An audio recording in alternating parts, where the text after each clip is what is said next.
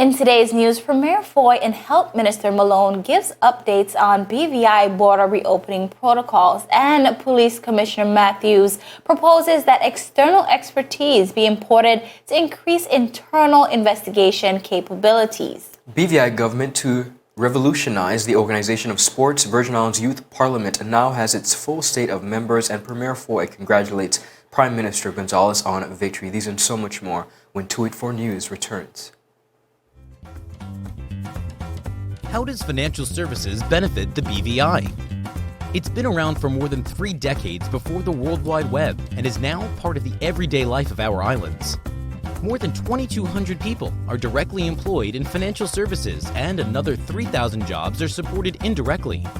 Jobs are corporate service providers, lawyers, insolvency, accounting, banking, insurance, regulators. That's almost 27% of the national workforce. Of those, more than 65% are BVI landers and belongers.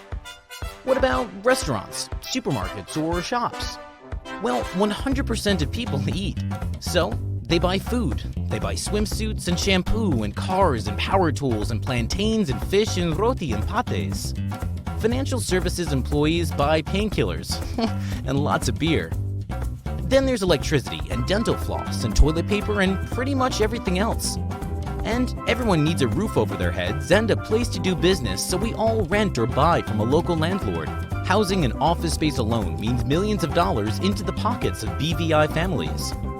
At the end of the day, everyone benefits, including charities who receive thousands of dollars every year.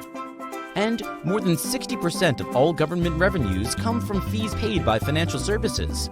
This money is spent on schools, roads, ports, scholarships, the environment, health, sports, children, youths, and the elderly.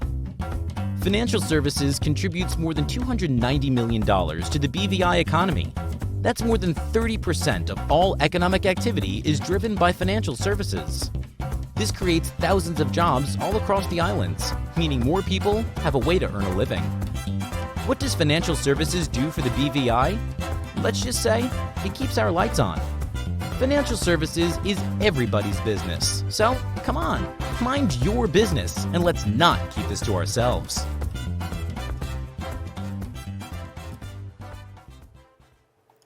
Welcome everybody. It's Wednesday, November 11th, 2020. We are coming to you live and direct from our home, our paradise. It's definitely a wet one across the region. I'm Ron Grant. And I am Kyla Kenesha Forrest. Do want to welcome you to yet another edition to 284 News. Of course, we have so much to get into as press conference coming out of yesterday.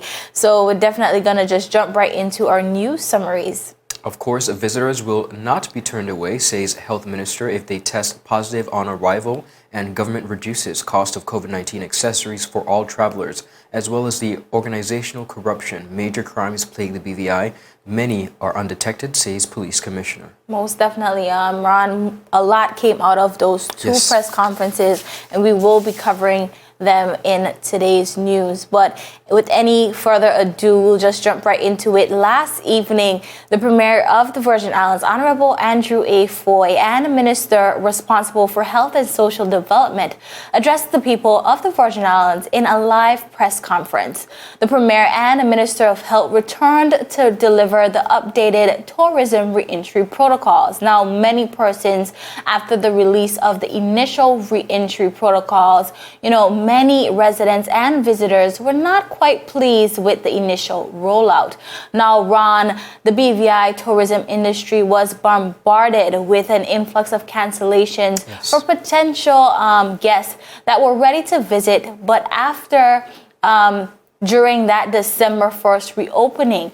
But many persons were discouraged by the initial reopening protocols and quickly canceled their trips to the shores of the BVI. Now, although the BVI government stated that they would not take that responsibility for the number of cancellations after the rollout, they did say that there were some revisions to be made to the protocols. Now, last night, Honorable Malone explained the updated quarantine requirements for persons visiting the BVI on and after December 1st. Now, viewers, let's take a look. Testing and quarantine protocols apply to all travelers inclusive of tourists, residents, belongers, and work permit holders. Cabinet decided that all travelers will be required to download the approved app and must be issued a travel certificate. Cabinet decided that the following tests would be required: a certified PCR COVID-19 negative test within 5 days prior to arrival for all travelers from low-risk countries, and within 3 days prior to arrival for all travelers from medium and high-risk countries. These countries will be identified at later times. 2, a test on arrival, which, if negative, allows controlled movement within the confines of an approved property. And 3, a test after 4 complete days of quarantine, which, if negative, allows movement within the territory unabated. Now, viewers, in that clip, Honorable Carvin Malone explained that persons will have to take 3 COVID-19 tests while coming in to the BVI. Now, this is one less than the initial 4 tests that was mentioned in the very beginning. Now, also, travelers coming from high-risk jurisdictions will need to take their PCR test 3 days in advance of travel. But travelers coming from a lower-risk jurisdiction can present that test and that they have taken up to 5 days in advance. Now, Honorable Carvin Malone also explained that Cabinet made decisions which now includes the marine industry. Let's take a look at that clip. Cabinet further decided that a protocol for vessels' arrivals will require certified RT-PCR testing and provide for quarantine accommodations aboard vessels, as well as restricted movement within territorial waters by these vessels as follows. 4 days quarantine will be undertaken on the vessel at mooring sites. I'll repeat that. 4 days quarantine will be undertaken on the vessel at mooring sites to be approved by the Minister of Health and Social Development in consultation with the Minister of Natural Resources, Labor and Immigrations. These approved sites, again, will be posted so that we will have no doubt as to where these are. 2, Cabinet decided that vessels will be able to move within territorial waters during the quarantine period, but they may only moor at approved sites, as approved again by the Minister of Health and Social Development in consultation with the Minister of Natural Resources, Labor and Immigration. Cabinet decided that the mega yachts will be approved entry in accordance with established marine protocols, except otherwise as approved by the Minister for Health and Social Development. Now, viewers, as we know, the marine industry was very vocal as how the initial protocols were not inclusive of the marine industry. Here we see some protocols being rolled out for visitors who opt to spend their time on our tranquil waters. Now, another thing, Ron, that has changed is the price to quarantine in the BVI. Now, this just might have some positive effects on visitors' decision to choose the BVI for their next vacation. Look as Premier Fahie outlined the cost to quarantine for BVI landers, belongers, exemption holders, and or visitors. Take a look. 6 November 2020, Cabinet met and agreed that all travelers for entry to the territory, inclusive of all citizens, belongers, permanent residents, and work permit holders, will be required to pay for the traveler app monitoring bracelet and the required 2 tests, entry and 4-day, at a total charge of $175 per person. This is a significant reduction from what was previously mentioned. Cabinet also agreed that travelers or other persons will be charged $125 for any tampering or damage to the monitoring bracelet. Cabinet also agreed travelers requiring a test from a government facility to facilitate exit from the territory will be charged $70 per test. And the Cabinet also agreed for the first 3 months, from 1st December 2020 until 28th February 2021, the cost of quarantine in a government-approved property will be met by the government of the Virgin Islands only for the following categories of persons: citizens, belongers, permanent residents, and work permit holders, exclusive of meals. Now, viewers, there was the premiere basically listing out the cost of the various things that as it pertains to quarantining in the BVI before persons are able to be within the territory freely. Kyla, we look across the region and we see a lot of territories or countries rather implementing measures that they think are fit. I know a lot of persons initially felt as though the protocols placed by the BVI government was a bit harsh, but if we look closely, let's take for example St. Kitts. They're imposing a 14 days and the Prime Minister is saying, I'm not asking, I'm not telling you, that's what it's going to be, no compromise. Where we see in the Bahamas, they have a lot more relaxed measures. So again, we see where it varies, and persons' territories, are doing what they think is best. I think the initial rollout and now the revised version, I think persons can see where there's some leniency being trying to be made. Ron, at the end of the day, we are living in the COVID-19 era. And as you said, there are some jurisdictions where it's simply the 14 days and that's it. And then there's some where it is a bit relaxed. But I do think that the Virgin Islands government is really trying to find that balance to make it fair and easy for persons to come in without us overloading our health authorities. So I do think so. Also, the fact that they are now including that marine sector, I think that is also very good.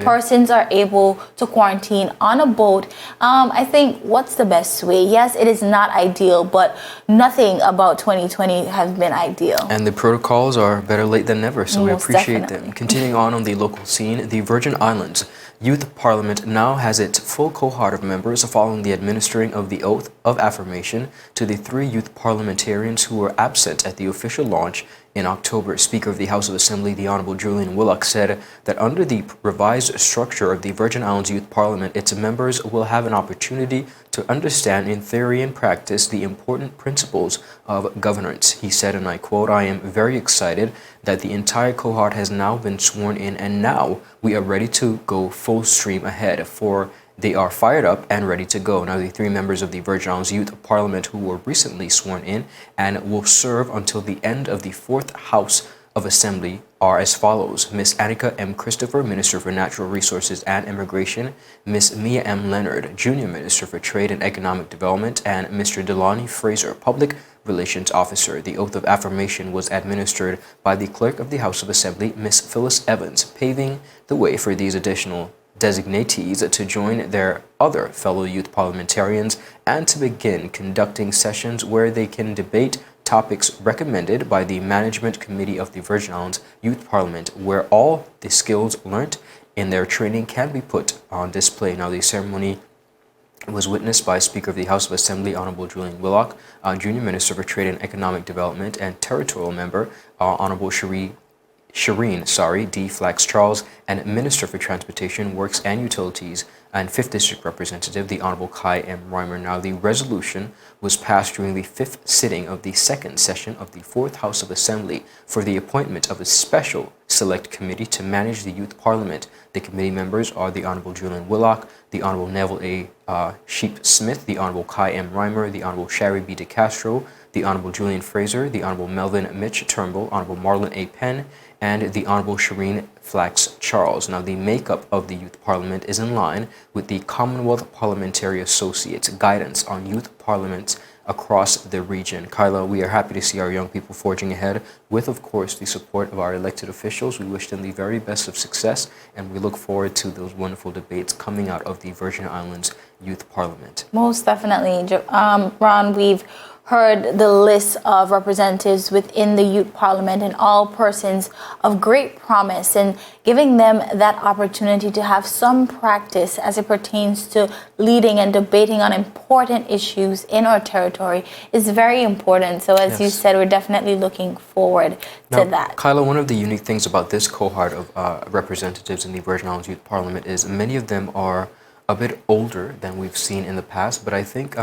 in retrospect and in hindsight, rather, it really solidifies the position of youth and the fact that persons of all ages, particularly in a specific age demographic, of course, can serve and learn as much. I think the business of a government and the legislator is extremely important, and I think if they could gain as much experience in understanding how things work pertaining to protocols, it's welcomed. Most definitely. Now, still ahead, the BVI government to revolutionize the organization of sports and so much more on the local scene. All this and more after a word from our sponsors. You're watching 284 News.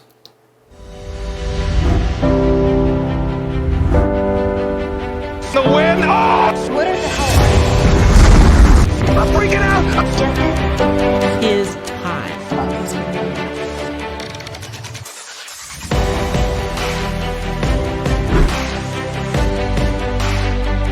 284 News. Coming to you live and direct from the beautiful British Virgin Islands. What's poppin'? What's really good? What's happening? What's happening? What's up?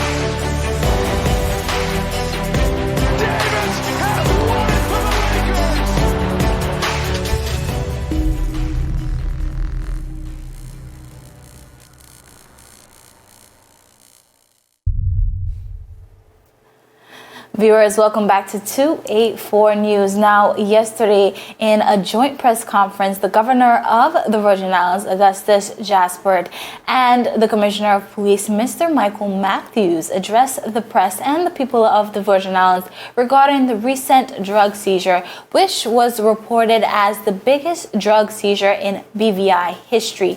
Now, viewers, you can access the full story about the seizure on 284media.com, of course.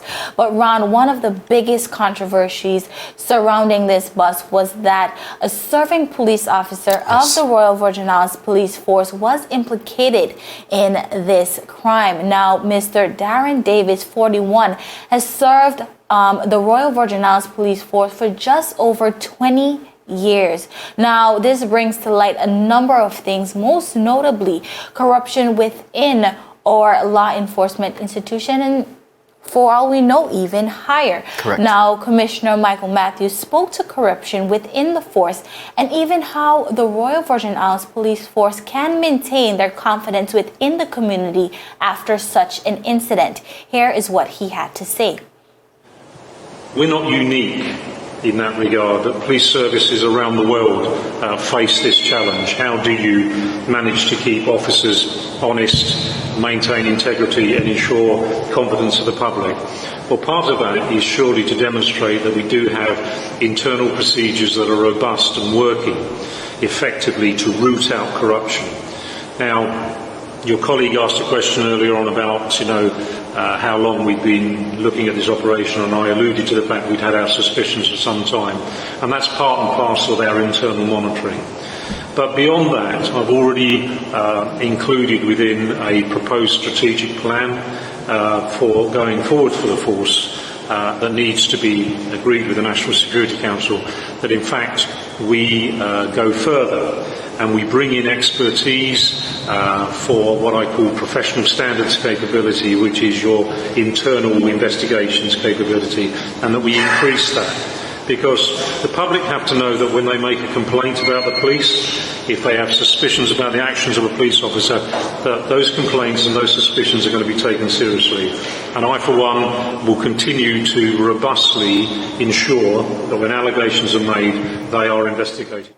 Now, viewers, in this clip, Commissioner Matthews mentioned his proposal to import expertise that can increase the force's internal investigations capabilities. Now, Ron, much persons continue to ask the question, not just as it pertains to corruption, but just in general, who polices the policeman? Yes. And we see here in one of the biggest drug seizures where the confidence is supposed to be in the police force, one of their very own coming out of this. And of course, we know that just one bad apple does not mean that everyone within the force is bad. We do understand and we do want to stress that, but we can understand if our community now somewhat is reluctant as it pertains to law enforcement agencies in the BVI. Kyla, you are so correct. One of the things we mentioned in that press conference, internal organizational corruption is nothing new, not only to police forces all across the region, but also in other organizations. And one of the things that the commissioner stresses that it's really going to be a task, to really implement and strategically make sure that persons continue to trust the police officers. I think that has been a problem for a long time, and it continues to be a problem where citizens of the territory do not have that trust. But it's not something that cannot be revitalized. And at the end of the day, just like you said, the behavior of one officer does not depict the entire force. Now, Ron, in an interview just a few months ago, speaking to Commissioner Matthews, I asked this same question, and this was pertaining to police brutality. Many videos were surfacing, and persons in our community was crying out as it pertains to police brutality and that relationship between the public and our police officers. And basically, he had to say was that what sense under his administration is it to cover up these types of situations. And same thing he said in the press conference yesterday. You see this in police agencies across the world, and just in the transparency that they shown in that press conference, that is the same transparency going forward that they want to have. Most definitely, we look forward to that from our officials, both on the government end and, of course, with law enforcement. Continuing on the local scene, Deputy Premier and Minister of Education, Culture, Youth Affairs, Fisheries and Agriculture, Dr. the Honorable Natalia D. Wheatley, said that the organization of sports in the territory is expected to be revolutionized with the introduction of the Virgin Islands National Sports Council Bill to the House of Assembly. Honorable Wheatley said, and I quote, "There will be sports calendars, budgets for sports throughout the year, and a greater level of organization for the different associations. This is something to look forward to that we will get to early in the season." Now, the bill was announced during the first sitting of the House of Assembly on Thursday, November 5th, when His Excellency the Governor of the Virgin Islands, Augustus J.U. Jasper, delivered the speech from the throne, outlining the Government of the Virgin Islands legislative agenda. Now, Governor Jasper said, and I quote, "Local sportsmen and sportswomen have been performing remarkably well on the international stage in recent years, raising the profile of the territory and inspiring us with their achievements." He added, "Our government recognizes that our current and aspiring athletes deserve support and enabling environment to help them realize their potential." Now, the introduction of the Virgin Islands National Sports Council Bill to provide for the establishment of a National Sports Council is in the early stages of stakeholder consultation. It is anticipated that a draft bill will be before the House during the latter part of 2021. Now, the speech from the throne is delivered at the House of Assembly and is prepared within the Premier's office in consultation with ministries. The speech is deliberated and approved, of course, by the elected government of the Virgin Islands and delivered to the Governor during the first sitting of the House of Assembly. The Premier and Minister of Finance, the Honorable Andrew Fahie, then moves a motion to invite the Governor to read the speech from the throne. The government's legislative agenda is monitored by the Premier's office to ensure that it moves forward with fortitude and determination. Kyla, I know sports fans across the territory and, of course, our Deputy Speaker, the Honorable Neville Smith, who is an avid sportsman, is quite pleased with this new bill that is supposedly coming to the BVI. Like the Governor said, we have a lot of talented sportsmen and sportswomen across the territory who, I might add, have been doing remarkable work across the territory and regionally as well as internationally, and making sure that their representation of the territory is top-notch and second to none. So I think this is a welcome bill, and I look forward to seeing good things coming from this. In addition, of course, we know that the speech from the throne we can expect the budget address from Premier Fahie. That will be coming quite soon, and I know persons will be looking for that just to really outline what 2021 will look like. Most definitely. Now, viewers, we have so much more for you, but additionally, Premier Fahie congratulates Premier Minister, the Prime Minister of St. Vincent and the Grenadines on his victory. Now, we'll be right back. Is business slow, cash flow down, hosting an upcoming event? We can help. Advertise with 284 Media and take your business or event to the next level by enhancing your present marketing and messaging strategies. Allow our team of experts to create a personalized ad that sets your business apart from all the rest. This could be your business or event. So, what are you waiting for? Contact our marketing team at 284media@cctbvi.com. Advertising with us works.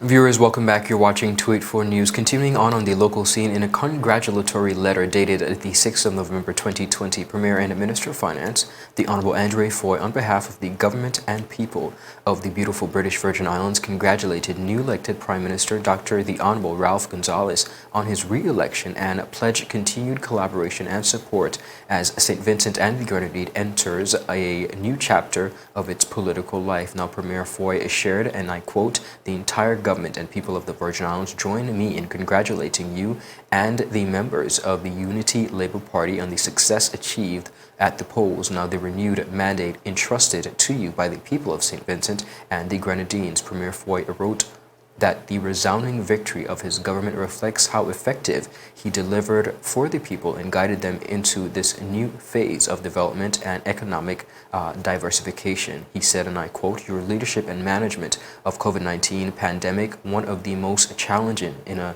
generation, has been exemplary. Your dedication and service to the people of St. Vincent and the Grenadines, and indeed the entire region, as the longest consecutively elected leader in CARICOM, now entering your 5th term in office, is a testament of your commitment to the success and prosperity of your entire region." Premier Fahie said and continued, "I know that you will continue to harness the voices and ideas of your citizens and empower them for their future as you move your country forward." Now, Premier Fahie also shared with Prime Minister Gonsalves that as the term begins this new term, he looks forward to continue to deepen the friendly partnership between the government of the Virgin Islands and St. Vincent and the Grenadines in regional and international spheres. Now, additionally, Premier Fahie congratulated Prime Minister on assuming the presidency of the United Nations Security Council earlier in the week. He said the appointment of St. Vincent and the Grenadines to this high office reflects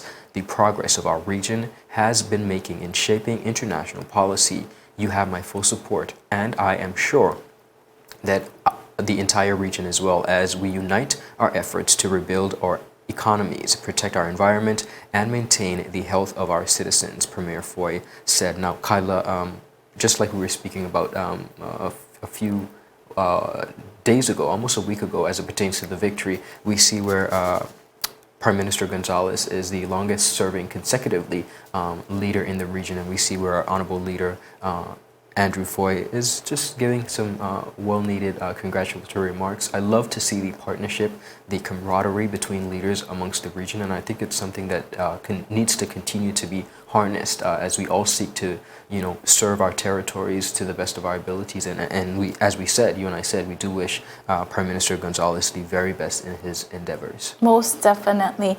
We do want to thank and congratulate him just in general. But as you said, and we continue to say, it's been a very long time since Prime Minister Gonsalves has been in there. But nothing is wrong with that congratulatory message from our very premier. And as you said, we are sister and brothers across the region. And sometimes their business is our business. Most definitely. Most definitely. Now, viewers, that is it for today's news roundup. Be sure to follow us for your daily news updates at 284media.com, and like us on Facebook at 284media and 284BVI on Instagram, as well as Twitter.